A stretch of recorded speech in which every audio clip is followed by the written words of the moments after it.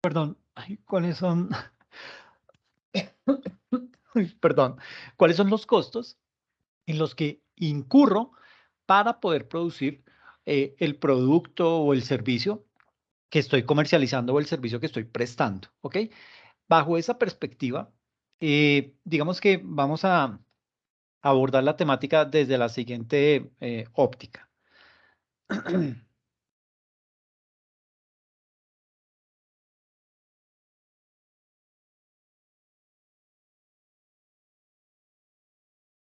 Entonces, tenemos los siguientes elementos que vamos a trabajar en la sesión y son hablar del estado de situación financiera, hablar del estado de resultado integral, del estado de cambios en el patrimonio, del estado de flujos de efectivo y de las notas a los estados financieros. Eh, Antes de eso, hay que hablar de algo que es muy importante y es la hipótesis de negocio en marcha. ¿A qué hace referencia esa hipótesis de negocio en marcha? ¿Alguien lo ha escuchado?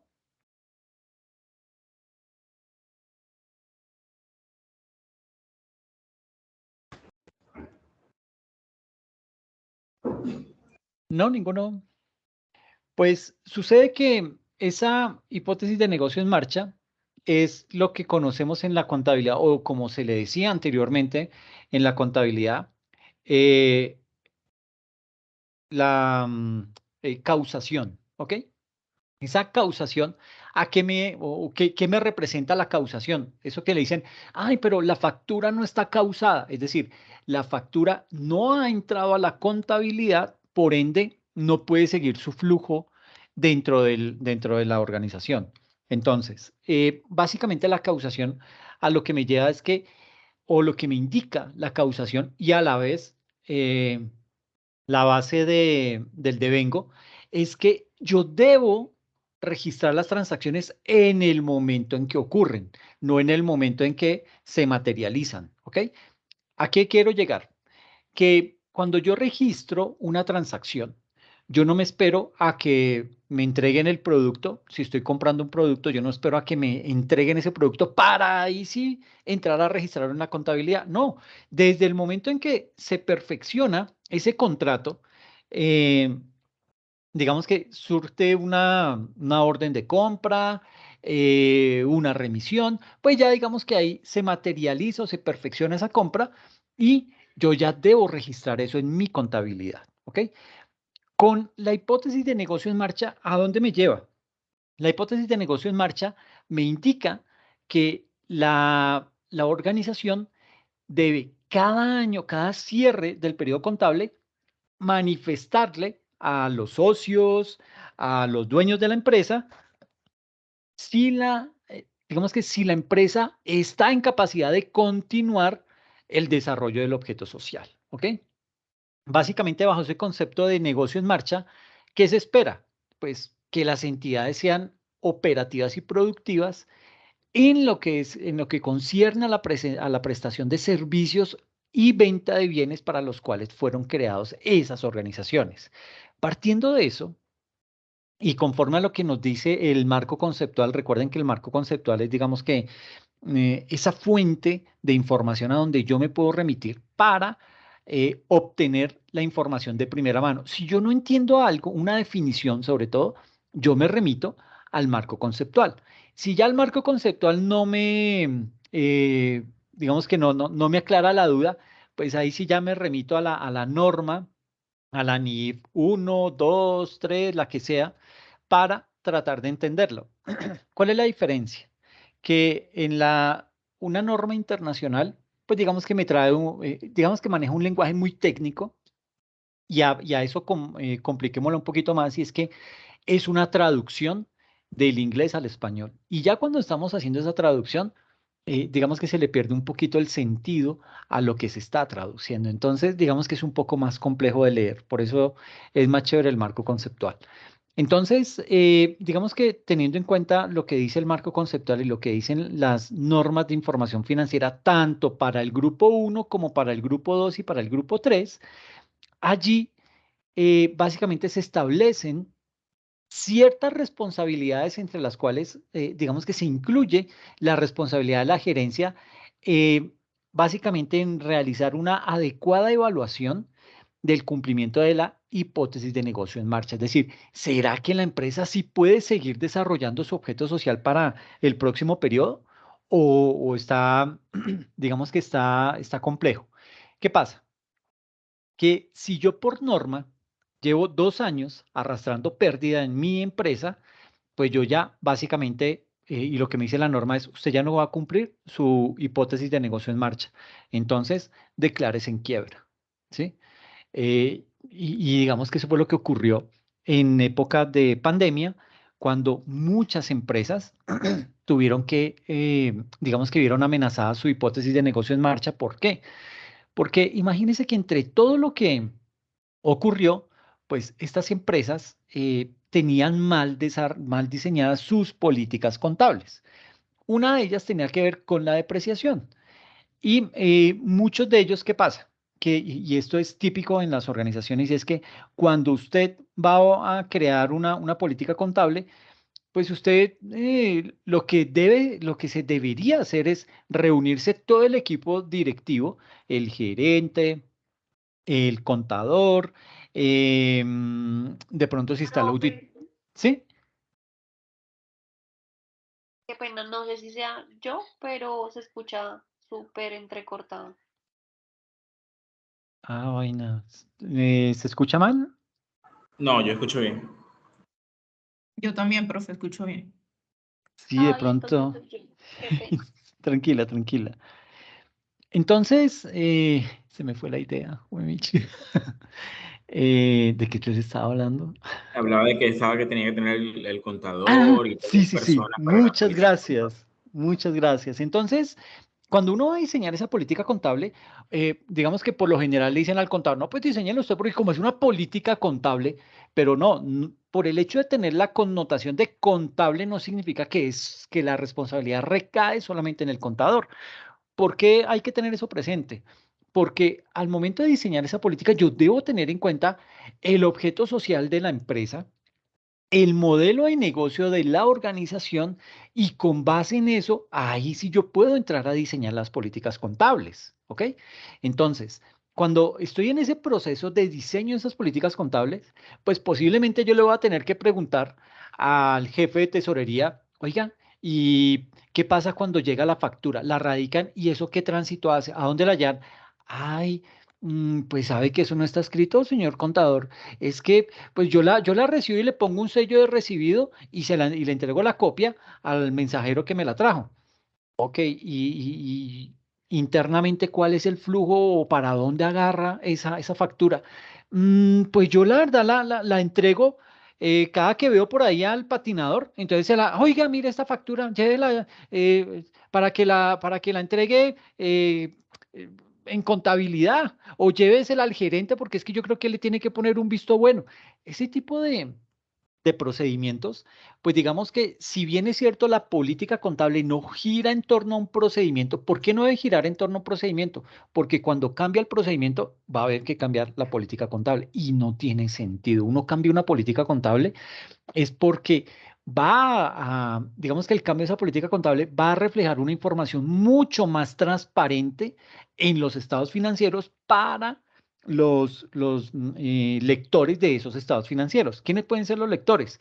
Los dueños de la empresa, la gerencia, los proveedores, los bancos, el Estado. Y digamos que si una política contable me va a reflejar una información muchísimo más clara, muchísimo más confiable, ahí se permite el cambio de una política contable.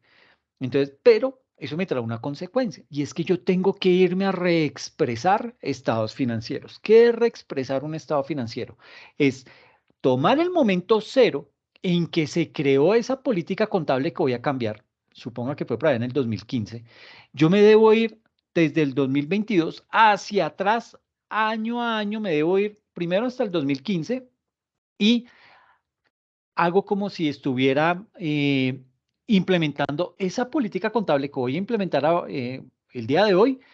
Es como si la tuviera que implementar en el 2015, en el 2016, en el 2017, y con base en eso eso me va a alterar los estados financieros. Entonces, ¿qué debo hacer yo?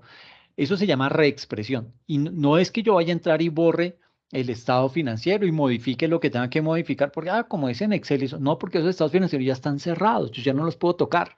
Entonces, lo que yo hago es genero una cuenta en mi balance del 2022 y le digo reexpresión de estados financieros de años anteriores y hago ahí el ajuste de lo que me dio año a año, hago la sumatoria y ese es el ajuste que debo hacer. Y debo en las notas a los estados financieros reflejar esa modificación que se hizo.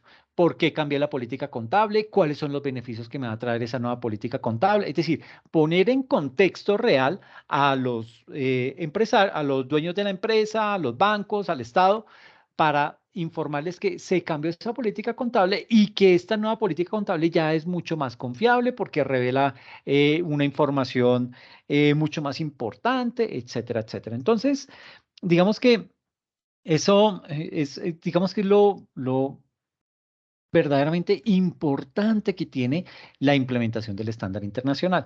No es que anteriormente con la contabilidad antigua, no es que no se tuvieran políticas contables, bueno, no era tan mandatorio, pero digamos que existían unos procesos que desde el área de contabilidad se debían surtir, ¿sí? Pero no se tenía la documentación de esas políticas contables, no se llevaba un control estricto del cambio de cada una de ellas, en fin, no era como tan juicioso el tema. Ya con el estándar internacional, pues esto, digamos que adquiere un mayor realce, se le da una mayor importancia a este tema de las políticas contables y eso ya nos permite, digamos que, entrar a navegar mucho más fuerte y mucho más confiable dentro de la contabilidad de una organización. ¿Por qué? Porque las cosas están documentadas y me dice claramente qué es lo que debo hacer con cada tipo de transacción. Por eso es que, reitero, es tan importante el modelo de negocio al momento de diseñar una política contable. Yo tengo que saber a qué se dedica la empresa.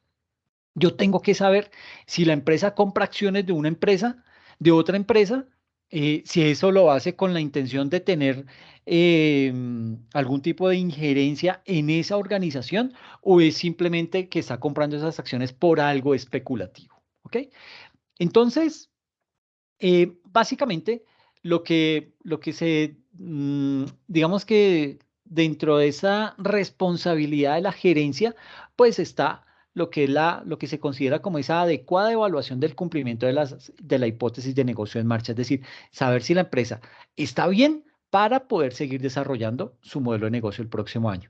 Pero no solamente se mira desde la parte financiera, es decir, si mis cuentas van bien, si yo voy generando al menos algo de utilidad o por lo menos no voy perdiendo, entonces pues ya se asume que usted puede seguir desarrollando la hipótesis de negocio en marcha.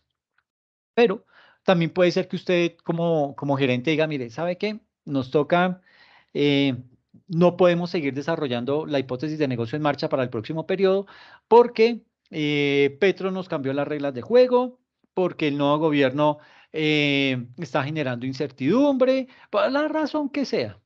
Entonces, usted puede decir, bueno, y eso digamos que es un tema que lo vemos cuando llegamos a consultoría tributaria, y es hacer un análisis de el por qué muchos empresarios optan por irse del país, como lo hizo la compañía colombiana automotriz, la que era la Mazda. ¿Por qué se fue del país? Pues básicamente porque la carga impositiva que tenía era muy alta. Y decía, mire, si yo me voy para México y pongo allá mi planta de producción de carros y sigo manteniendo el mercado acá en Colombia, pues me resulta más barato tener la empresa en México y seguir vendiendo acá en Colombia. Así me toque mandar los carros y todo. Con todo y eso me sale más barato tener la empresa en México y seguir atendiendo el mercado desde México acá en Colombia. Em, entonces, digamos que cuando esa gerencia hace la evaluación de si va a continuar, si va a seguir desarrollando la empresa su hipótesis de negocio en marcha. Esa evaluación se debe realizar para el futuro previsible de la entidad y eso se revela en los estados financieros. ¿Esto qué hace? el hacer esa revelación en los estados financieros me garantiza que la actividad diaria de esa organización va a estar buscando la estabilidad y el crecimiento de la compañía durante todo su ciclo de vida, ¿ok? Es decir, yo puedo optar, inclusive, como les decía, por decirle recomendarle a los accionistas, decirles, mire, ¿sabe qué? Aquí en Colombia ya no es rentable. ¿Por qué? Porque la inseguridad jurídica que tiene el país, ¿qué es inseguridad jurídica? Que me cambian las reglas del juego cada año. Entonces yo no puedo hacer una proyección porque como no sé qué va a pasar el otro año, pues me lo van a cambiar y eso me va a traer problemas a corto y mediano plazo. Entonces muchas empresas dicen, no, como le cambian a uno las reglas de juego cada año y medio, pues digamos que eso genera inseguridad jurídica y muchas empresas optan por cerrar. Entonces, eso, digamos que son de los factores que se evalúan para que una empresa pueda determinar si continúa desarrollando su hipótesis de negocio en marcha o toma la decisión de cerrar, ¿ok? Entonces, de esa manera, digamos que el gobierno nacional eh, resalta lo que es la importancia de esa hipótesis de negocio en marcha con la nueva causal de disolución de las empresas.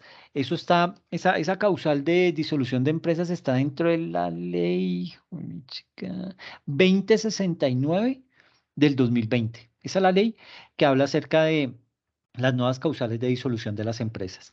Esa ley 2069 de 2020 resuelve una discusión de años atrás sobre la pertinencia de la disolución por la ocurrencia de pérdidas que pudiese llegar a reducir el patrimonio por debajo del 50% del capital. Es decir, si las pérdidas me logran llegar a disminuir el patrimonio por debajo del 50%, yo ya no estoy cumpliendo mi hipótesis de negocio en marcha y eso me va a llevar a aplicar la causal de disolución al interior de la organización. Y adicionalmente a eso, digamos que también, aparte de lo que es la ley 2069 de 2020, eh, emitió el gobierno el decreto 854, eso lo hizo el año pasado, en agosto del 2021. En ese decreto se reafirma lo que es la necesidad y la responsabilidad de la administración de las compañías por velar por lo que es la procedencia del concepto de negocio en marcha dentro de las entidades y sus accionistas. Entonces, digamos que acá, dentro de esta nueva causal de hipótesis de negocio en marcha, en la nueva causal de disolución de las empresas, la ley 2069-2020, el gobierno nacional emitió el decreto 854 en donde reglamentó algunos indicadores financieros y de gestión que las empresas podrán tomar como referencia para no incumplir la hipótesis de negocio en marcha y evitar entrar en causal de disolución. Es decir, el gobierno creó esos indicadores financieros con el propósito de decirle a las empresas, oiga, si usted ve que va mal en alguno de estos indicadores, póngase pilas, porque de lo contrario, usted va a tener que aplicar una causal de disolución. ¿Ok? Entonces, básicamente, aquí el decreto 854 de 2021, en su artículo 2.2.18.2, no sé por qué lo codifican de esa manera, pero bueno, nos habla acerca de lo que son las alertas de criterios sobre deterioros patrimoniales. ¿Me escuchan? Sí, Sí, profe. profe. Ay, gracias, gracias. Entonces, aquí básicamente ese decreto 854 nos habla acerca de lo que son las alertas de criterios sobre deterioros patrimoniales y lo que atañe al riesgo de insolvencia. Entonces, básicamente ahí los administradores deberán monitorear las razones financieras e indicadores que les permita establecer posibles deterioros patrimoniales y anticiparse a esos riesgos de insolvencia conforme el modelo de negocio y el sector en el que se desarrolle. Y por su parte, la ley 2069 en su artículo cuarto nos dice que constituirá causal de disolución de una sociedad comercial el no cumplimiento de la hipótesis de negocio en marcha al cierre del ejercicio. Hipótesis ¿a qué hace referencia el término hipótesis? Es la capacidad e intención de garantizar la actividad de la entidad mínimo por los próximos 12 meses. Entonces yo les decía que en la época de pandemia, hubo grandes problemas porque muchas empresas entraron a, digamos que vieron arriesgar su patrimonio que se disminuyó casi en un 50%, y cuando eso llega a esos niveles, pues ya la ley lo que les dice es, oiga, póngase pilas porque usted va a tener que aplicar una causal de disolución. Entonces, pues lo que menos quiere una empresa y un gerente es decir, oiga, me quedó grande y llevé a la quiebra a la empresa, ¿no? Entonces, ¿qué fue lo que pasó? Que diseñaron mal las políticas contables. Entonces, muchas de las empresas decían, bueno, ¿y qué método de depreciación utilizamos? Y el primero que se les ocurriera, el método de línea recta, es que ese es el más fácil. Sí, entonces más bien aplicamos ese que además lo usan todas las empresas, es fácil de entender, todos aquí ¿quién no ha escuchado el método de depreciación de línea recta? Y pues no, sí, todos lo hemos escuchado. Y es exacto, entonces apliquemos ese. ¿Qué es lo que pasa?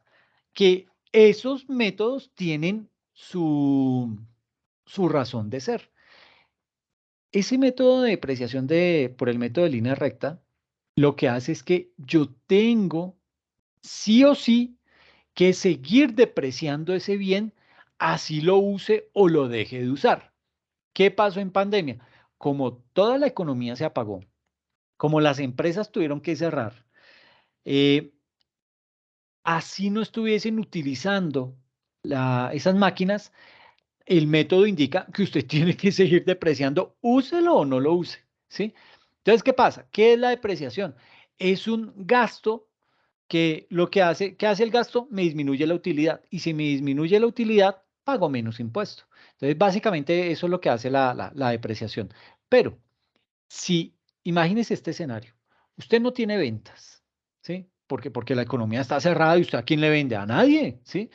Entonces, usted no tiene que vender, pero sus costos fijos se mantienen tal cual. Usted tiene que seguir pagando arriendo, tiene que seguir pagando empleados, tiene que seguir pagando seguridad social, todo eso tal cual. Entonces, no tiene ingresos, los costos fijos siguen tal cual como los tenía cuando la empresa estaba produciendo. ¿Y eso a qué lo lleva? A que digamos que ahí ya va en pérdida, ¿sí? Y se le acaba de complicar más el tema, ¿por qué? Porque la depreciación, como les digo, es un gasto y ese gasto me está disminuyendo todavía aún más la utilidad y básicamente voy a quedar por debajo del 50% del patrimonio, que es lo que me indica la ley frente a cuándo debo aplicar la causal de disolución. Entonces, ¿qué hicieron muchas empresas? Dijeron, oiga, no,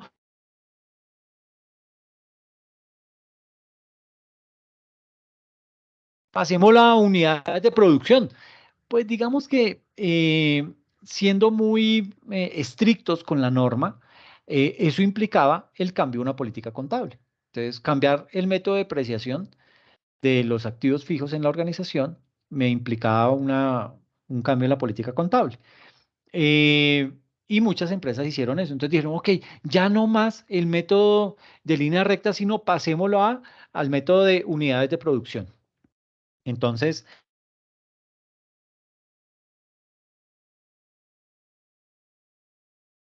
¿para qué?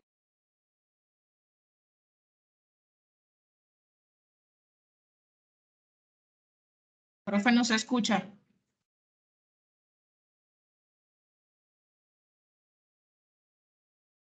Eh, ay, perdón.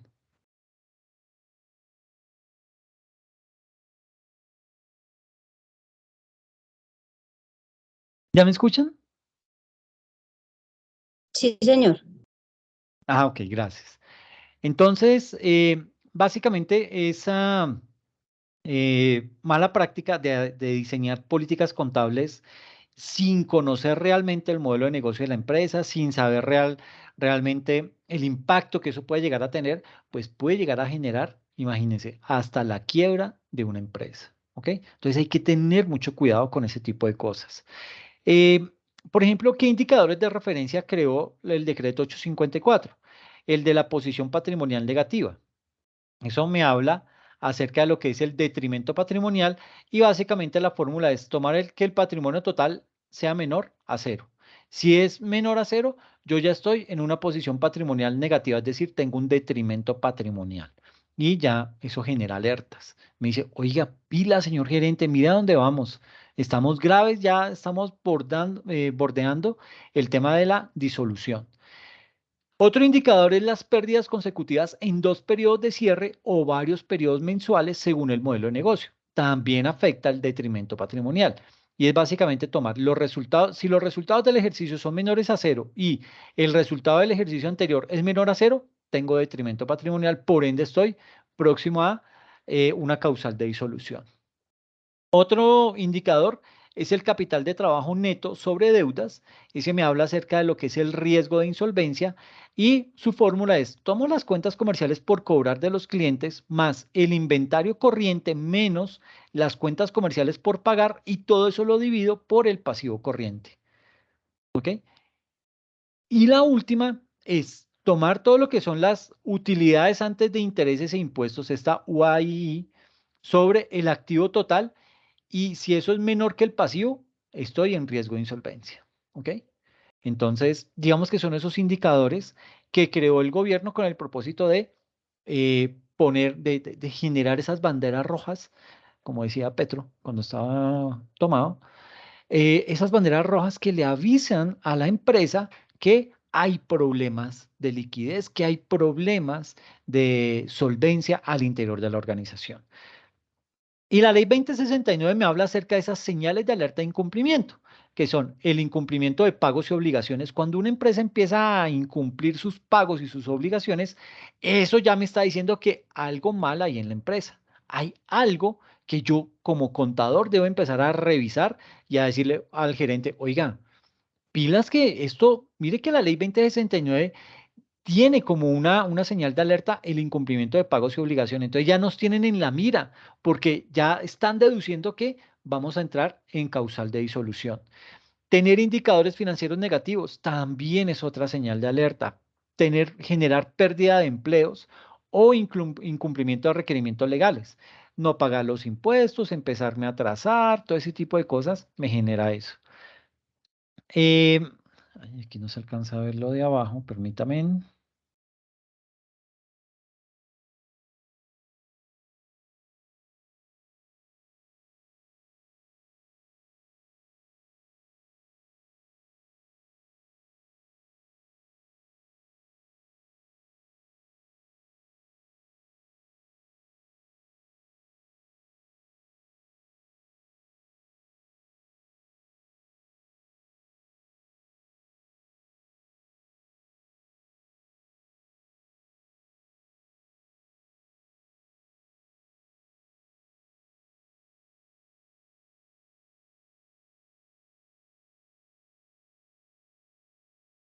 Entonces, digamos que debemos tener unos aspectos muy presentes para poder realizar esa evaluación de si vamos a poder cumplir la hipótesis de negocio en marcha y si vamos a poder seguir desarrollando nuestro objeto social para el próximo periodo contable. Entonces, ¿cuáles son esos aspectos a tener en cuenta? Primero, la revisión del presupuesto y proyecciones, ¿sí? Lograr determinar si mi presupuesto lo sigo cumpliendo, lo sigo aumentando. ¿Por qué? Porque si yo lo empiezo a disminuir y a disminuir en gran cantidad, ¿cómo lo disminuyo? Generando, digamos que es reduciendo puestos de empleo, em, vendiendo más barato, lo que me implica disminuir la calidad de los productos. Todo ese tipo de cosas deterioran y son aspectos que, digamos que me generan alerta para poder determinar si sí seré capaz de cumplir la hipótesis de negocio en marcha o no. Otro aspecto que debo tener en cuenta es la evaluación de liquidez de la compañía para continuar con su operación. Otro aspecto es la revelación de la incertidumbre en caso de que existan esas incertidumbres. Eh, el- Ese indicador que se conoce como el estrés de deuda, que es reevaluando la disponibilidad de financiación y acuerdos de deuda, es decir, acercarme a entidades con las cuales tengo algún tipo de obligación pendiente, decirle, oiga, venga, hagamos un acuerdo de pago, permítame pagarle de esta y de esta manera, deme la oportunidad, no me cobre tantos intereses, etcétera, etcétera, pero ir a poner la cara. Y la última es, digamos, hace referencia a que se debe contar con información al menos de los 12 meses siguientes al cierre del periodo. Entonces, básicamente, todo esto es lo que eh, alberga lo que es la nueva causal de disolución que está inmersa dentro de la hipótesis de negocio en marcha. Eh, digamos que hay aspectos que resultan ser importantes, ¿sí? Y que también son alerta en caso de, es decir, de una empresa que no va a poder seguir continuando su hipótesis de negocio en marcha, es, por ejemplo, el hecho de no renovar la matrícula mercantil. Entonces, y ahí surge una pregunta, ¿será que el hecho de no renovar la matrícula mercantil es incumplir la hipótesis de negocio en marcha? Imagínense que mm, las entidades o, bueno, las empresas deben realizar una evaluación por lo menos una vez al año acerca del cumplimiento de la hipótesis de negocio en marcha. Para esto, para poder realizar esa evaluación, existe una serie de indicios que le sugieren a la empresa que no está operando como un negocio en marcha.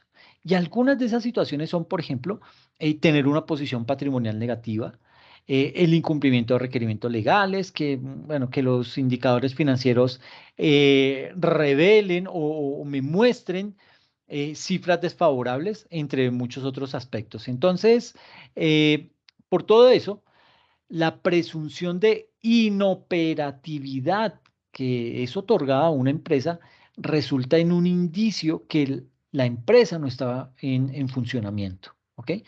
Además, la Superintendencia de Sociedades puede de oficio declarar a esa empresa la disolución y lo que se conoce como el estado de liquidación de las sociedades mercantiles que están sujetas a la supervisión de la Superintendencia de Sociedades.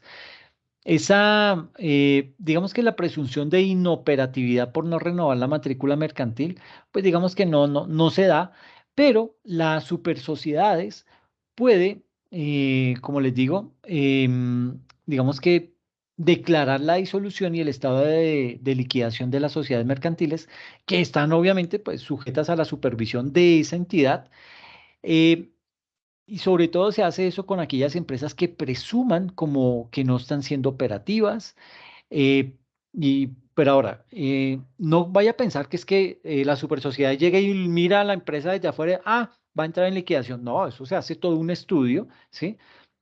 Se desarrolla todo un proceso al interior de la organización y de acuerdo a los parámetros que ha diseñado la misma Superintendencia de Sociedades para poder determinar si esa empresa realmente no va a poder continuar desarrollando su hipótesis de negocio en marcha.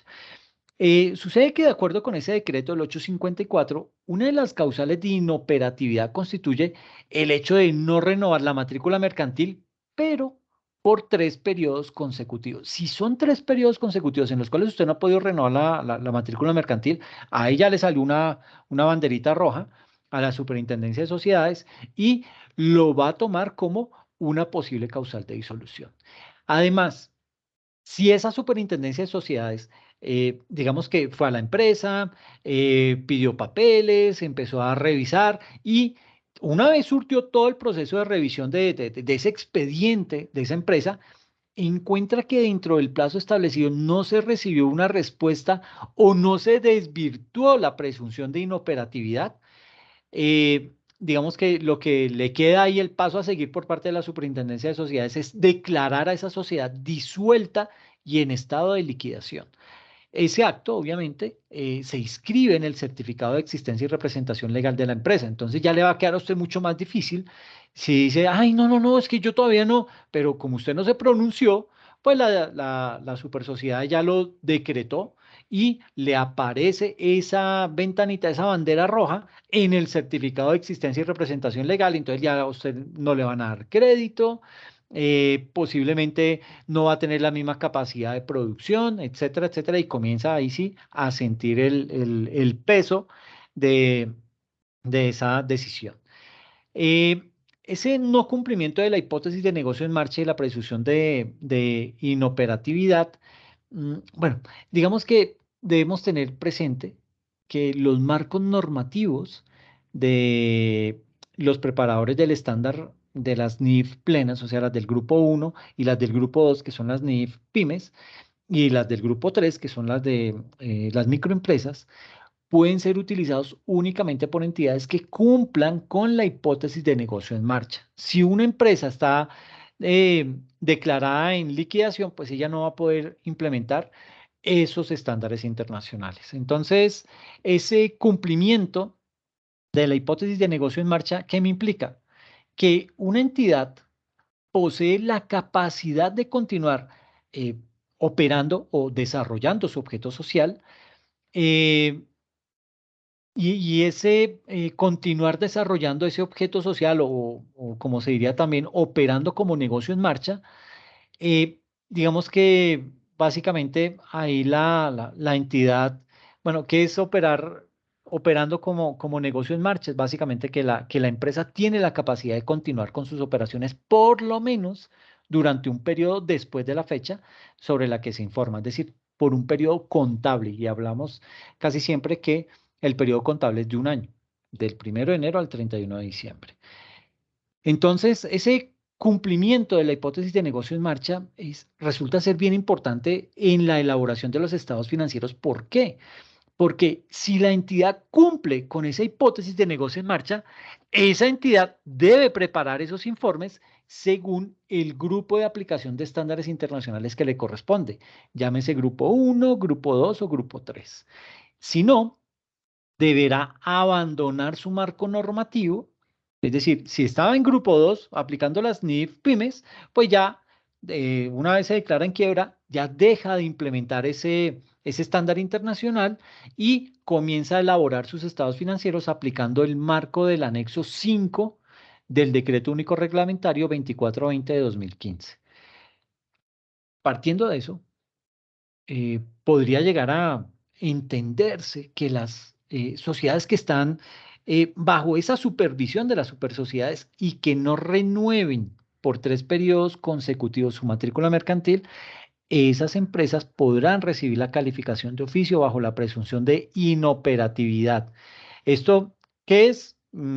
Digamos que es un incumplimiento a los requerimientos legales y eso constituye un indicio del no cumplimiento de negocio en marcha. Entonces, pues digamos que hay si se dan cuenta, el hecho de no cumplir con esa hipótesis, mira hasta dónde llega. Básicamente hasta que la Superintendencia de Sociedades decrete que usted no va a poder seguir desarrollando su objeto social el próximo periodo. Y eso es bastante malo porque las organizaciones pues necesitan eso para poder seguir avanzando. ¿Listo? Mm, digamos que aquí vamos a hablar ya cerrando el paréntesis de esa hipótesis de negocio en marcha porque quería tocarlo porque es que es trascendental y hay esa nueva normatividad que nos está rigiendo. Entonces, como para que lo tengamos en cuenta. Ya metiéndonos de lleno en lo que es el tema de los estados financieros, tenemos que decir que los estados financieros son documentos clave para conocer la situación financiera de una empresa. Si esos estados financieros no están elaborados correctamente, se pueden tomar decisiones económicas inadecuadas, además de inducir al error en la determinación de impuestos. Y en tercer lugar, en Colombia, los estados financieros deben elaborarse bajo los estándares internacionales de información financiera y en caso de incumplimiento, las empresas podrían incurrir en sanciones por irregularidades en la contabilidad. ¿Ok? Digamos que esas son características fundamentales que deben o que tienen los estados financieros. ¿Ok? Eh, y partiendo de eso, ¿cuáles son las características de la información financiera? Pues digamos que esas características que están albergadas en los párrafos 2.4 al 2.14 del estándar para pymes nos indica que la información financiera de una entidad debe poseer las siguientes características. Debe ser comprensible. ¿Qué quiere decir comprensible? Que debe ser fácil de entender. Sin embargo, no se debe omitir información relevante solo porque esa información sea difícil de entender. ¿Ok? No voy a caer en ese error, ¿ok? Porque si bien es cierto, uno trata de ser lo más claro, de poder transmitir la información casi que con plastilina, pues no significa que porque algo usted no lo pudo traducir a términos más sencillos o más simples, usted va a dejar de presentar esa información financiera. No, eso no se puede hacer, ¿ok? Usted la tiene que mostrar, que de pronto le va a tener que dedicar más tiempo a explicarle a un socio o a toda la junta de socios para que ellos logren entender esa situación. Eso ya es otra cosa, pero lo importante es que el grueso de la información sea comprensible, pero no porque yo no logro hacer que algo sea comprensible, lo omito de la información financiera. Esto no se puede hacer, ¿listo?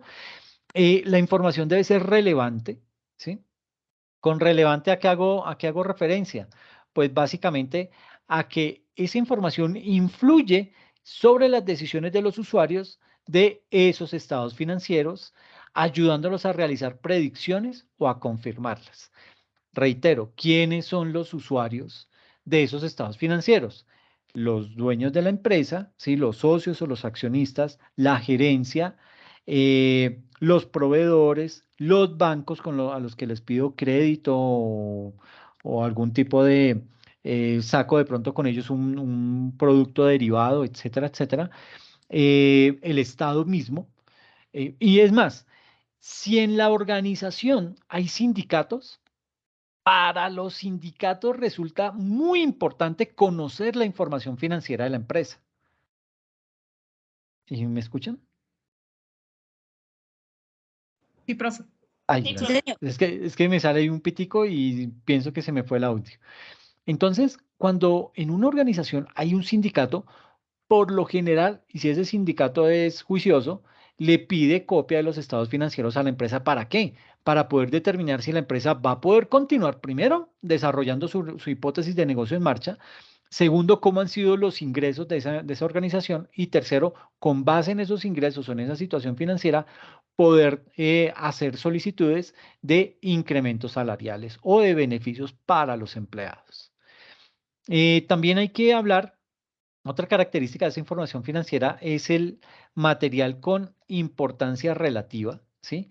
Aquí básicamente eso hace énfasis a que la información es material cuando su omisión o presentación errónea influye en las decisiones de los usuarios de los estados financieros, ¿ok?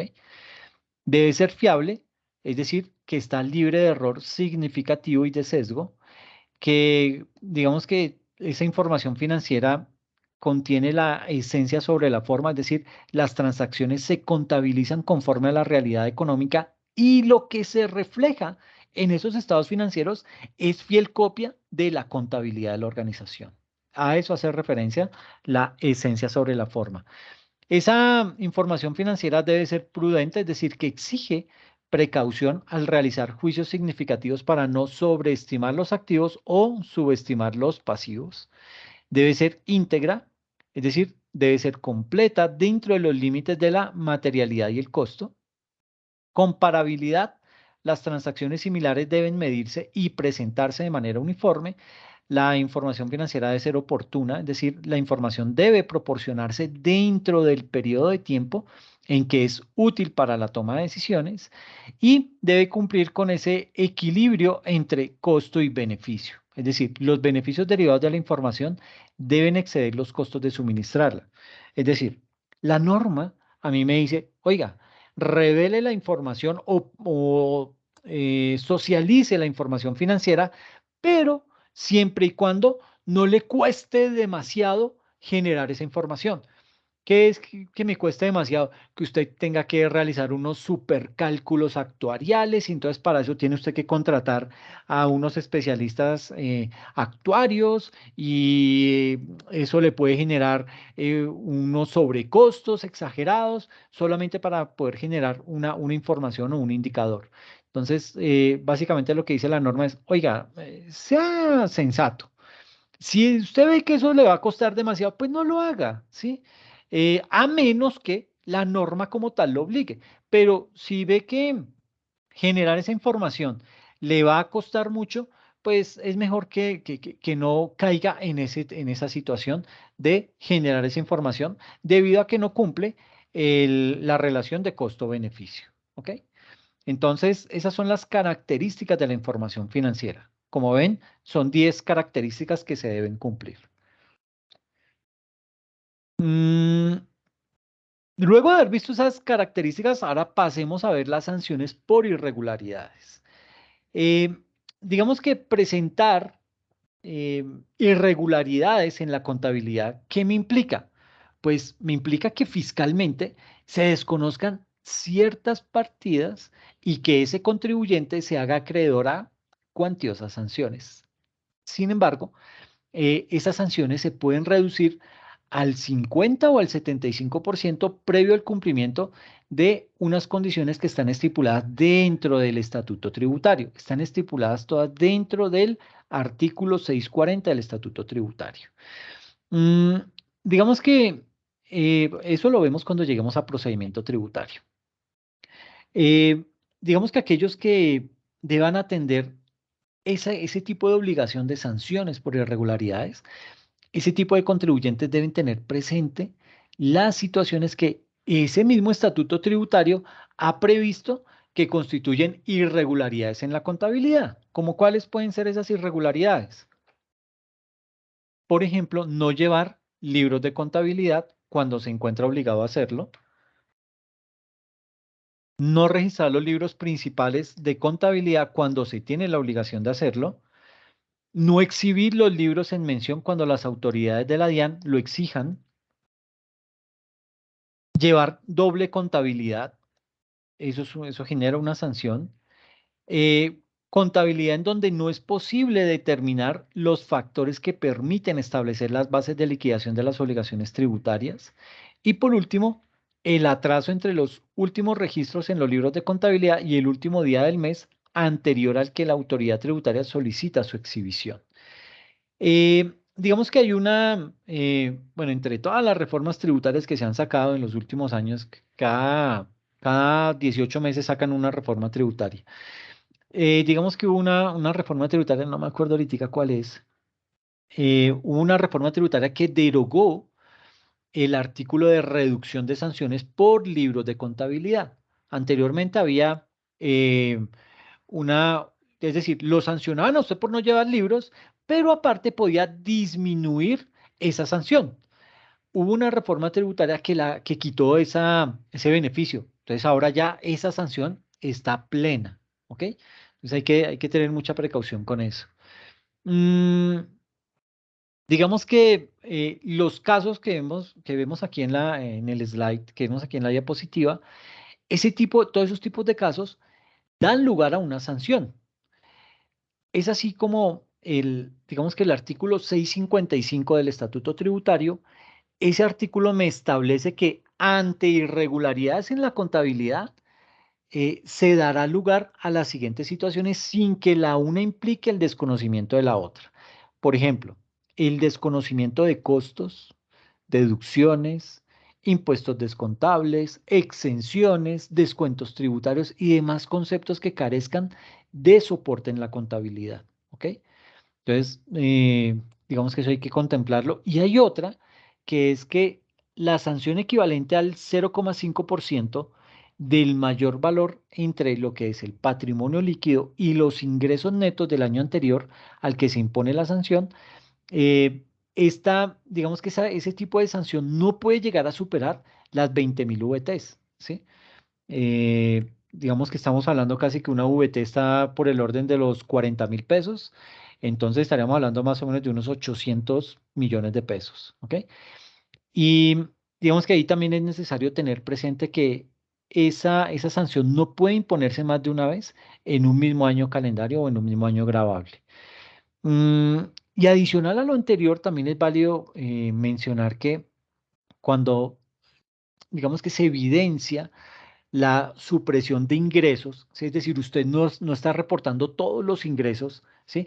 O que de pronto el contribuyente lleva una doble contabilidad, a ese contribuyente se le puede aplicar la sanción de clausura del establecimiento por el término de 3 días. Es decir, eso es lo que, digamos que enmarca el estatuto tributario. Hay más sanciones, ¿sí? Esto tiene muchísimas más que, pues obviamente vamos a ver cuando lleguemos a procedimiento tributario, pero no quería pasar este tema por alto de las sanciones por irregularidades.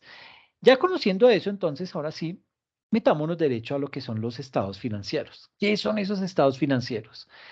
Digamos que los estados financieros son documentos estructurados cuyo objetivo es que mostrar la información sobre la situación financiera y el resultado de una persona, porque hay personas naturales que están obligadas a llevar contabilidad o empresas que por su carácter social deben tener estados financieros. Entonces, esos estados financieros son esos documentos estructurados que son elaborados por un periodo determinado de tal manera que sean útiles ¿para qué?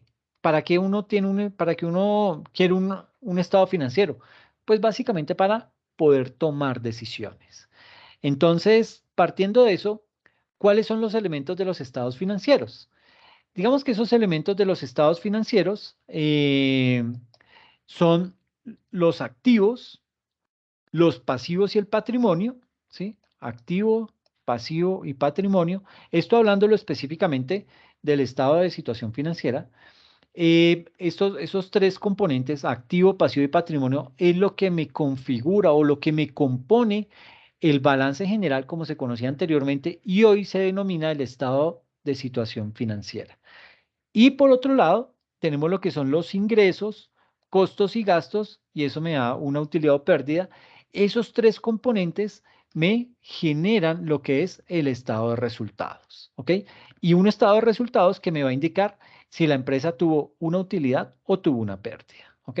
Básicamente aquí hay unas ecuaciones que me dicen que activo es igual a pasivo más patrimonio y que en los ingresos menos los costos y gastos me da la utilidad o pérdida en el negocio durante ese periodo. ¿Ok? Mm, miremos acá. Me voy a salir de esto un momentico para mostrarles lo siguiente.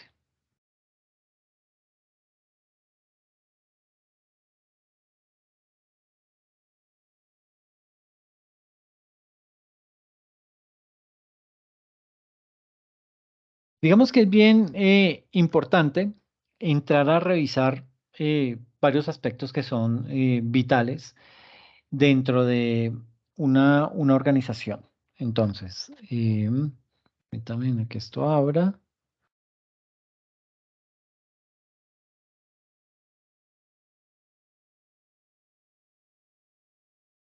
Digamos que los estados financieros deben estar abiertos al público, ¿sí? Esa es una característica que deben cumplir. Es decir, que toda persona que quiera conocer los estados financieros, la empresa debe suministrárselos, ¿sí?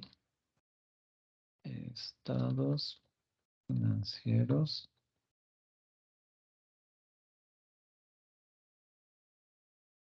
Miremos este. Digamos que hay muchas empresas que publican sus estados financieros por internet, ¿sí? Porque digamos que cumplen, por ejemplo, un banco, el banco eh, tiene que mostrarle no solamente la información financiera a sus accionistas, sino que también la debe mostrar a sus clientes, ¿sí? En ese orden de ideas, pues digamos que ellos colocan toda esa información disponible para que tanto clientes como dueños puedan ver ese tipo de información. Básicamente, esos estados financieros, digamos que en este caso de este banco, del BBVA, en Colombia, pues digamos que tiene son muy robustos, son bastante grandes esos estados financieros, y aquí lo podemos ver. Aquí digamos que están todos los estados financieros correspondientes al año 2021. Mire, son 336 páginas. Tiene lo que son los informes y certificaciones, ¿sí? Tanto el contador como el representante legal y el revisor fiscal, si es que lo tiene, en este caso el banco debe tener un revisor fiscal. Ellos tres deben emitir un informe y una certificación de que la información plasmada en esos estados financieros coinciden con la realidad contable de la empresa, ¿ok? Entonces viene, en este caso, viene el informe del revisor fiscal que lo desarrolla la firma KPMG y aquí pues ellos dan su informe. He auditado los estados financieros consolidados del Banco Bilbao Vizcaya Argentaria Colombia S.A. y subordinadas, que de ahora en adelante se llamará el grupo, los cuales comprenden el estado consolidado de situación financiera al 31 de diciembre de 2020 y el estado consolidado de resultados, el estado consolidado de resultados integrales, el de cambios en el patrimonio y el de flujos de efectivo por el año que terminó en esa fecha y sus respectivas notas a los estados financieros. Entonces, esto es lo que dice la revisoría fiscal. Eh, por ser una entidad financiera, digamos que el tema del deterioro de la cartera, pues es un tema que resulta ser neurálgico para este tipo de organizaciones y frente a eso, pues se tiene que pronunciar la revisoría fiscal. Entonces aquí hace ese análisis, dice, hay que ver las notas 3.5 y 10 a los estados financieros consolidados y aquí hace una pequeña descripción de eso. ¿Listo? Otros asuntos, otra información, en fin. Esto es lo que muestra el informe de esa revisoría fiscal. ¿Ok? La firma y listo. Eso se le debe entregar a los socios de la compañía. Luego viene lo que es la certificación del representante legal y del contador general de la compañía. Entonces dicen que los suscritos, representante legal y contador, dando cumplimiento al artículo 37 de la ley 222 del 95, del artículo tal, certificamos que los estados financieros a 31 de diciembre de 2020 junto con sus notas explicativas se han elaborado con base a las normas colombianas de información financiera, perdón, normas de contabilidad y de información financieras aceptadas en Colombia, aplicadas uniformemente, asegurando que presentan razonablemente la situación financiera. Usted se estará preguntando, ¿y qué significa ese en CIF? Pues básicamente es eso, normas de contabilidad y de información financiera. Es para no decirles NIF, ¿sí?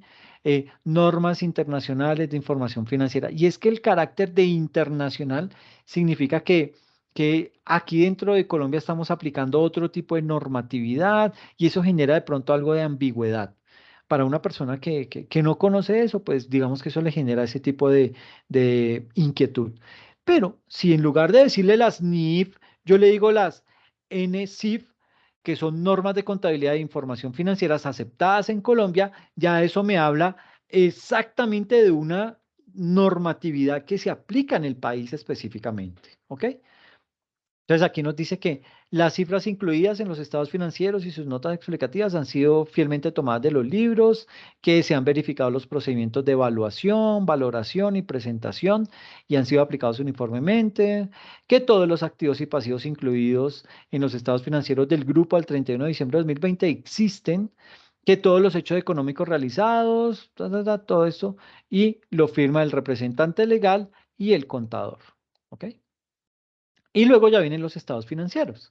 Entonces viene el estado consolidado. ¿Por qué consolidado? Porque es que esta empresa, esta entidad financiera tiene varias sucursales y tiene que, cada sucursal genera sus estados financieros y ella, como matriz, los consolida y debe presentar esos estados consolidados, tanto el de situación financiera como el de resultados, el de otros resultados integrales, el de cambios en el patrimonio y el de flujo efectivo.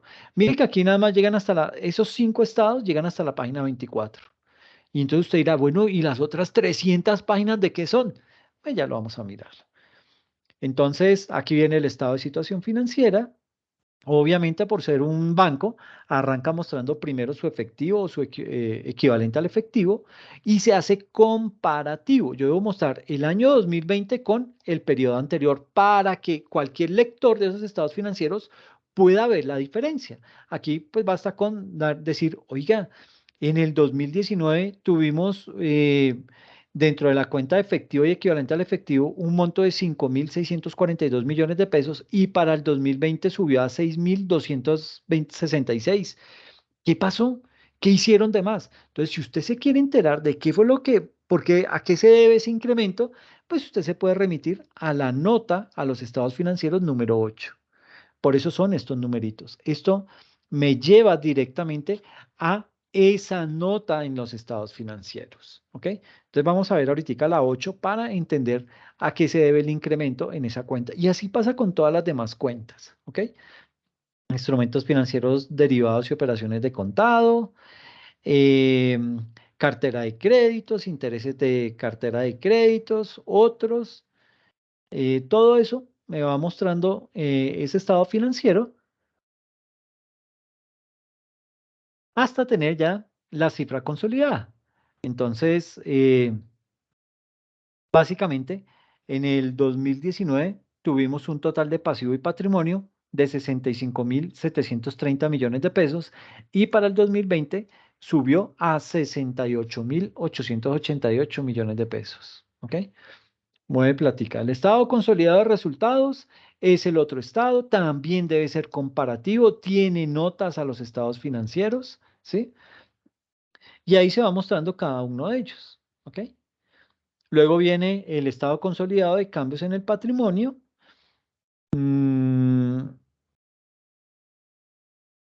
Y viene, por último, lo que es el estado de flujos de efectivo. ¿Ok? ¿Qué es este? Flujos de efectivo consolidado, que también es comparativo del año inmediatamente anterior con el nuevo y se analizan las demás cifras. Viene el resultado eh, integral de el estado, el ORI, otro estado de resultados integral, y ya viene por último lo que son las notas a los estados financieros.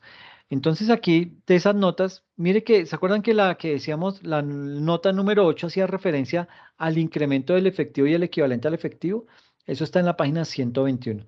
Entonces mire lo que hay a nivel de notas. Está quién es la entidad reportante, como una pequeña descripción de qué es el BBVA, el Banco Bilbao Vizcaya Argentaria en Colombia.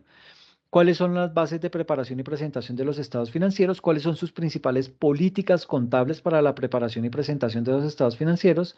¿Cuáles son los hechos relevantes? ¿Cuáles son los segmentos de negocio? ¿Cuál es la maduración de activos o vencimiento de pasivos? ¿Cuáles son las transacciones en moneda legal? Lo efectivo y equivalente al efectivo. Lo de activos financieros de inversión, cartera de créditos, derechos, en fin, todo esto son notas a los estados financieros, ¿ok? Y lo que hace aquí es ya empezar a hablar una por una. Por ejemplo, aquí ya toma la nota a los estados financieros número 1, que se denomina entidad reportante. Y básicamente dice quién es el Banco Bilbao Vizcaya Argentaria, ¿ok? Habla de quién lo vigila, que es la superfinanciera. El banco realiza sus actividades en su domicilio principal, que es en la 9ª con 72. ¿Cuántas sucursales tiene? Para el 2020 tenía 380, para el 2019 384. O sea, disminuyó en 4 oficinas. ¿Qué pasó? Pues que digamos que con la tecnología muchos de esos procesos se están automatizando, ya no necesitan la misma cantidad de personas, ya todo es mucho más automático y con base en el software más el hardware que hoy se tiene y las nuevas prácticas, todo lo que tiene que ver con inteligencia artificial, con ciencia de datos, todo ese tipo de cosas, hace que más empresas reduzcan su número de empleados y maximice sus utilidades. ¿Qué más tiene acá? Total de oficinas tenía 534, tiene 500, bueno, para el 2020 tenía 534, para el 2019 tenía 545. Hubo básicamente 9 oficinas que se cerraron en el paso de un año a otro. ¿Ok? Mm, la fiduciaria es una entidad privada comercial anónima de servicios financieros. Ahí habla de todos esas otras líneas de negocio que tiene el banco. ¿Qué más habla acá? Eliminaciones consolidadas. Luego, la nota número 2 se denomina bases de preparación y presentación de estados financieros. Y así sucesivamente con todas y cada una de las notas que se mencionan dentro de los estados financieros. ¿Cuál es la moneda funcional y de presentación? ¿Cuáles son los juicios y estimaciones? ¿Cuáles son las principales políticas contables?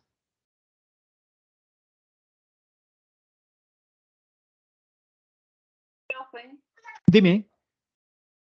qué pena, es que yo me tengo que retirar ya, tengo clase ahorita a las 8. Ah, no, tranquila. Ay, se me había olvidado que ya van a ser las 8. Entonces, dejémoslo acá, no hay ningún problema. Eh, y en la próxima sesión hablamos de los tipos de estados financieros, ya un poquito con más en detalle, de los estados financieros consolidados. Vamos a hablar de el estado de situación financiera. De cada uno de ellos vamos a entrar en detalle. ¿Listo? Eh, Les agradezco mucho la asistencia y pues nada, nos vemos dentro de 8 días, ¿ok? Listo, profe, gracias, bendiciones. No, a ustedes, cuídense mucho, descansen. Gracias, profe. Hasta A luego. ti, que estés muy bien. Chao, Gracias, Jenny, que estés profe. bien. Chao, Jessica, que estés bien.